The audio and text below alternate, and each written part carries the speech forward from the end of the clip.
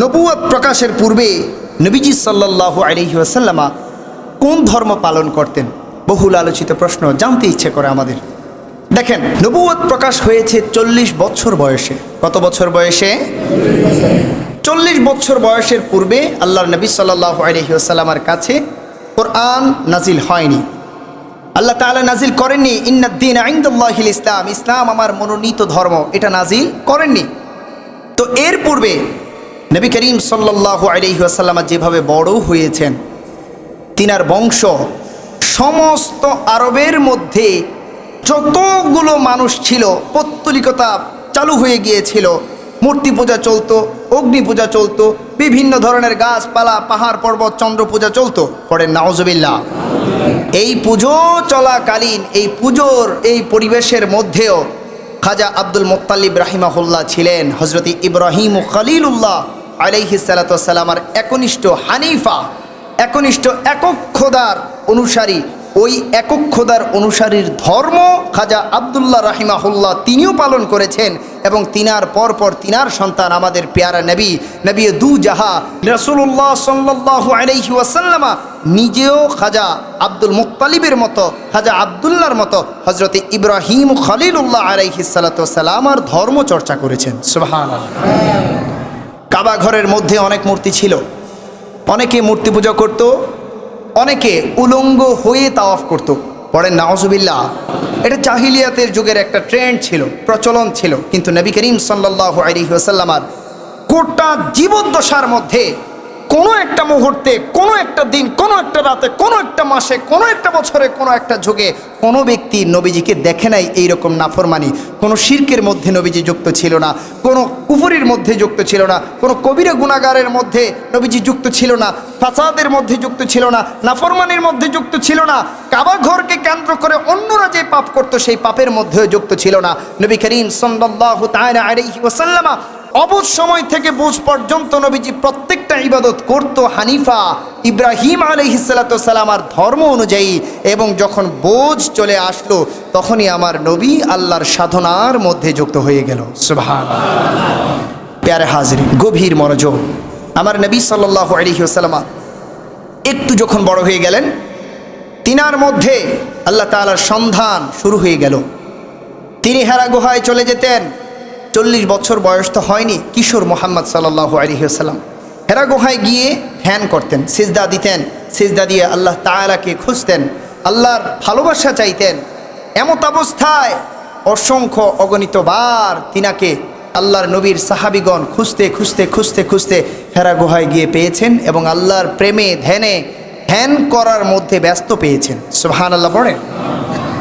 নবী করিম সাল্লাল্লাহু আলাইহি ওয়াসাল্লাম যখন ইসলাম ধর্ম আসেনি, কোরআন নাজিল হয়নি, তার পূর্বে যত ইবাদত করেছেন সমস্ত ইবাদত ছিল হানিফা, মিল্লাতে ইব্রাহিম হানিফা, ইব্রাহিম আলাইহিস সালাতু ওয়াস সালামের ধর্ম অনুযায়ী। আমাদের মধ্যে অনেকেরই অনেক ধরনের প্রশ্ন থাকতে পারে, এবং সোশ্যাল মিডিয়ায় আমরা দেখি বিভিন্ন প্রশ্ন আসে যে নবীজিরও ভুল ত্রুটি ছিল। পড়েন নাউজুবিল্লাহ। এবং কথাটা এভাবেও আসে যে সূরা দোহার মধ্যে একটি আয়াত আছে, ওয়াজাদাকা ওয়ালাং ফাহাদা। আল্লাহ তাআলা বলছেন যে আমি আপনাকে পেয়েছি অন্বেষণকারী, অজানায় অন্বেষণকারী হিসেবে, অতঃপর সেখান থেকে আমি আল্লাহ আপনাকে আমার সাথে সরাসরি যুক্ত করে আপনাকে সন্ধান দান করেছি। সুবহানাল্লাহ। কিন্তু অনেক মানুষ, আমাদের মুসলমানের অনেক মানুষের মধ্যে এইরকম মতভেদ, চিন্তাধারা, ইন্টেনশন দেখা যায়। তাদের থটটা, কনসেপ্টটা এরকম যে ওয়াজাদাকা দাল্লান দ্বারা গোমরাহি বুঝিয়ে থাকে যে নবী আপনি ছিলেন গোমরাহি, আল্লাহ আপনাকে ফাহাদা, হেদায়েত দিয়েছেন। না, বিশ্ববিখ্যাত যত তাফসির আছে প্রত্যেকটা তাফসিরের মধ্যে আপনি দেখবেন সেখানে ওয়াকিফ হাল নেহি, নবীজির সাল্লাল্লাহু আলাইহি ওয়াসাল্লাম এই দাল্লান শব্দের অর্থ দাঁড় করিয়েছে এটা। আর এর বিশুদ্ধ রেওয়ায়াতের যেই অনুবাদ, সেই অনুবাদ হচ্ছে নবীজি অজানার মধ্যে মাওলার সরাসরি ডিরেকশনকে খোঁজ করছিলেন, এবং মাওলা ওই নবীকে অজানার মধ্য থেকে জানাই নিয়ে গেলেন, জানাই নিয়ে মাওলার সাথে যুক্ত করলেন, যুক্ত করে সন্ধান দিলেন, ও নবী ফাহাদা, আমি আল্লাহ আপনাকে নিজে যুক্ত হয়ে সন্ধান দিয়েছি। মাহফুজ হে ওর মকবুল হে। সুবহানাল্লাহ। বলেন। কয়টা জিনিস লাগবে নবী হওয়ার জন্য? কয়টা জিনিস লাগে? এক নম্বর মাসুম, সবাই বলেন কি? দুই নম্বর মাহফুজ, সমস্ত পাপ থেকে তিনাকে আল্লাহ নিজে হেফাজত করেন, সুবহানাল্লাহ। তিন নম্বর মকবুল, নবীরা যখন হাত তোলেন, আমরা আপনারা যত বড় আল্লাহর ওলি হোক, হাত তুললে অনেক সময় কবুল হয় না, বাট নবীরা যখন হাত তুলে দেন ওই হাতটাকে আল্লাহ মুহূর্তের মধ্যে বাস্তবায়ন করে ফেলে। আরো জোরে পড়েন সুবহানাল্লাহ। এই জন্য মকবুল, তারা অবশ্যই অবশ্যই মকবুল হতে হবে। প্রত্যেকটা নবী মকবুল থাকে, মাসুম থাকে, মাহফুজ থাকে, যার কারণে তাদের কোনো পাপ থাকে এবং তারা কখনোই কোনো পাপের সাথে যুক্ত হয় না। এই আয়াতকে ব্যাখ্যা করে কেউ যদি এরকম মনে করে যে নবী করিম সাল্লাল্লাহু আলাইহি ওয়াসাল্লাম 40 বছর বয়সের পূর্বে পাপের সাথে যুক্ত ছিল বা পাপ ভুল ত্রুটি করেছিল, নাউজুবিল্লাহ, তাহলে ঈমান আর থাকবে না। কেন? কারণ এই কথার জবাব আল্লাহ তাআলা নিজেই অন্য সূরার মধ্যে দিয়েছেন, মা দাল্লা সাহিবুকুম ওয়া মা গাওয়া। আল্লাহ তাআলা নিজে বলছেন, আমি আল্লাহ নিজে বলছি, নিজে সাক্ষ্য দিয়ে তোমাদেরকে শিখিয়ে দিচ্ছি কোরআনের আয়াত দিয়ে, অবশ্যই অবশ্যই তোমাদের যে সাথী আমার নবী কোনো ভুল ত্রুটি বা কোনো পাপের সাথে যুক্ত। সুবহানাল্লাহ পড়েন না? নবীজি পাপের সাথে যুক্ত নয়, এই আয়াতের মধ্যে বলছেন কে? আরো জোরে বলতে হবে কে? তাহলে আপনার এবং আমার জন্য অনুসরণ করা, মেনে চলা ফরজ কাকে? আল্লাহকে। তার মানে আল্লাহ তাআলা যেটা বলেছেন, যে মতবাদ দিয়েছেন, ওই মতবাদের মধ্যেই আমরা থাকব। তখনই আমরা প্রকৃত আল্লাহর বান্দা, প্রকৃত উম্মত, প্রকৃত মুমিন, প্রকৃত ঈমানদার। পড়েন সুবহানাল্লাহ। আল্লাহ তাআলা সেইভাবে থাকার তৌফিক দান করুক। পড়েন আমিন। প্যারে হাজিরিন, এই সমস্ত ব্যাপারে আপনাকে আমাকে সুশিক্ষা গ্রহণ করতে হবে এবং এই সমস্ত ব্যাপারে আমাদেরকে একদম বিশুদ্ধ রেওয়ায়াতের ইনফরমেশন গ্রহণ করতে হবে। ভুল কোনো তথ্য গ্রহণ করা যাবে না। কেন? কারণ এগুলো ঈমানি বিষয়, আকীদার বিষয়।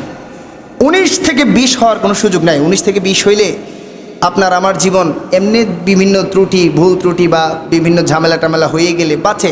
বাট আকীদা ঈমানের ক্ষেত্রে যদি 19 থেকে 20 হয়ে যায়, আকীদা ঈমানের ক্ষেত্রে 19 থেকে 20 হয়ে গেলে ওইখানে আর ঈমান থাকে না, বিধ্বংস হয়ে যায়। নাউজুবিল্লাহ পড়েন, আরো জোরে পড়েন নাউজুবিল্লাহ।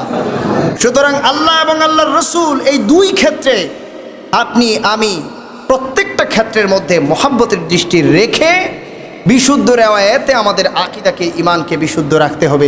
যখন রাখতে পারবেন তখনই আল্লাহ তাআলা আপনাকে এবং আমাকে বিশুদ্ধভাবে আল্লাহর বান্দা, মনোনীত আল্লাহর রাসূলের উম্মত হিসেবে কবুল করে নেবে। পড়েন আমিন। প্যারে হাজিরিন, নবী করিম সাল্লাল্লাহু তাআলা আলাইহি ওয়াসাল্লামের নবুয়ত প্রকাশের বিষয়টা নিয়ে যত প্রশ্ন থাকতে পারে, একটি বিষয় মনে রাখবেন, নবুয়ত প্রকাশ পাবলিকেশন আর সিলেকশন এক না। যেইটা প্রকাশ হচ্ছে বিষয়টা এমনও হতে পারে অনেক আগ থেকে সিলেকশন করা হয়েছে, বাট প্রকাশ করা হয়েছে অনেক পরে। আছে না নাই? বলেন, আছে না নাই? নবুয়াতের বিষয়ে প্রত্যেক নবীর, প্রত্যেক রাসূলের নবুয়াত প্রকাশ পেয়েছে 40 বছর বয়স থেকে। সুবহানাল্লাহ পড়েন। কেন? আমি আমার নবী দিয়ে উদাহরণ দিচ্ছি, বুঝে নেন কেন। কারণ এই 40 বছর বয়সের মধ্যে আল্লাহ তাআলা প্রকৃতভাবে পুরোপুরি দক্ষ, প্রফিশিয়েন্ট বানিয়ে তোলে নবীদেরকে, রাসূলদেরকে। তাদের সাইকোলজিক্যালি তাদেরকে খুব দক্ষ বানায়, ফিজিক্যালি দক্ষ বানায়, সামাজিকতার দিকে, ব্যক্তিত্বের দিকে, প্রত্যেকটা সাইড থেকে আল্লাহ তাআলা আল্লাহর নবীদেরকে সুদক্ষ, সুযোগ্য বানিয়ে তোলে। 40 বছর বয়স যখন পূর্ণ হয়, একজন পুরুষ প্রকৃতভাবে পাকা জ্ঞানে, পাকা মস্তিষ্কের অধিকারী হয়। সুবহানাল্লাহ পড়েন। এবং তখনই আল্লাহ তাআলা তার নবীর নবুয়তকে প্রকাশ করে দেয়। নবুয়তের কার্যক্রম শুরু হয়। সকল সিচুয়েশনে তারা হ্যান্ডেল করতে জানে, হ্যান্ডেল করতে পারে, বুঝে উঠতে পারে এবং জ্ঞান খাটিয়ে আল্লাহর দ্বীনকে জমিনের মধ্যে প্রতিষ্ঠা করতে পারে। সুবহানাল্লাহ, আরো জোরে পড়েন সুবহানাল্লাহ। এই জন্য 40 বছর বয়সে নবুয়ত প্রকাশ পায়। বাট এর মানে এই নয় যে প্রকাশ পাওয়ার আগে নবী থাকে না। নবী থাকে। যিনি নবী, তিনি মায়ের গর্ভ থেকেই নবী হিসেবে পৃথিবীতে আসে। পৃথিবীতে আসার পর কোনো ব্যক্তি এমন হয়নি যে নবী হওয়ার পর ধ্বংস হয়ে গেছে। নাউজুবিল্লাহ পড়ে, নাউজুবিল্লাহ। এমন কোনো ইতিহাস আছে? নাই। আবার এমনও হয়নি যে কোনো ব্যক্তি নবী হিসেবে আসছে কিন্তু তারে নবী বানানো হয়নি, না, এমনও হয়নি। আবার এমনও হয়নি যে কোনো ব্যক্তি আসছে পৃথিবীতে ওই ব্যক্তি অনেক নাফরমানিতে যুক্ত ছিল, অনেক ইয়েতে ছিল, কিন্তু আল্লাহ তাআলা পরবর্তীতে তাকে নবী বানিয়েছে। নাউজুবিল্লাহ। এমনটিও হয়নি। কেন হয়নি? কারণ যারা নবী তারা মাহফুজ থাকে, মাসুম থাকে, মকবুল থাকে। এবং এই নবীদেরকে মায়ের পেট থেকে রুহানি জগৎ থেকে জমিন পর্যন্ত যে জার্নি, প্রত্যেকটা স্টেপ বাই স্টেপ জার্নিতে প্রোটেকশনের মাধ্যমে আল্লাহ তাআলা পৃথিবীতে আগমন করান, এবং তারা মায়ের গর্ভ থেকেই পৃথিবীতে নবী হিসেবে আসে আমাদের জন্য, আপনাদের জন্য। সুবহানাল্লাহ। প্যারে হাজিরিন, এখানে একটি ফতোয়া আপনাদের সবাইকে জানাই। নবীদের ব্যাপারে আমাদেরকে কেন এত বেশি বিচক্ষণ এবং সতর্ক হতে হবে? তাফসিরে রুহুল বায়ান, সেখানে একটি ফতোয়া আসছে, 3 নম্বর খণ্ড, প্রথম পারা, 394 পৃষ্ঠার মধ্যে একটি ফতোয়া রয়েছে। সেখানে গ্রন্থকার লিখছেন, সমস্ত আইম্মায়ে মুজতাহিদিন, ইমাম, সমস্ত উলামায়ে কেরাম এই ফতোয়ার উপর একমত, ঐক্যমত পোষণ করেছেন যে বিআইয়ি নবিয়্যিন কানা মিনাল আমবিয়াই কুফরুন, যদি কোনো নবীকে, সেটা আমাদের নবী হোক, লাস্ট প্রফেট হোক, ফার্স্ট প্রফেট হোক, কোনো একজন নবী হোক, যদি কোনো নবীকে কোনো ব্যক্তি ছোট আকারে দেখে তাহলে সেই ব্যক্তি কাফির হয়ে যায়। নাউজুবিল্লাহ বলেন, সবাই পড়েন নাউজুবিল্লাহ। আরো জোরে পড়তে হবে নাউজুবিল্লাহ। যদি কোনো ব্যক্তি কোনো একজন নবীকে, তিলকার রসুল ফাদ্দালনা বা'দুহুম আলা বা'দ, যত নবী আছেন একের পর এক আল্লাহ তাআলা একের সাথে আরেকের সামঞ্জস্যতা রেখেছেন, বাট ওটা সম্মানের। কিন্তু কেউ ছোট হতে পারে, কোনো ব্যক্তিকে ছোট বানানো যাবে না, কোনো নবীকে ছোট বানানো যাবে না। দে আর গ্রেট পারসন, তারা প্রত্যেকে শ্রেষ্ঠ। আল্লাহ তাআলার এই নবীদের মাকাম, আজমত, রিফাত, এই নবীদের সম্মান, মর্যাদা, প্রেস্টিজ বুঝে শুনে তাদের ইতাআত সম্মান করার সেই নসিব আমাদেরকে দান করুক। পড়েন আমিন। আরো জোরে বলেন আমিন। প্যারে হাজিরিন, সর্বশেষ কথা একটাই, নবী রাসূলগণের সম্পর্কে আমরা যেন খুব সচেষ্ট থাকি, একেবারেই যেন ভুল ত্রুটি আমাদের না হয়, কারণ এটা আমাদের ঈমান, আমল, আখলাক, আকীদার বিষয়। যখন আকীদা ধ্বংস হয়ে যায়, মানুষের আখিরাতও ধ্বংস হয়, দুনিয়াতেও মানুষ আল্লাহর বান্দার কাতার থেকে সরে যায়।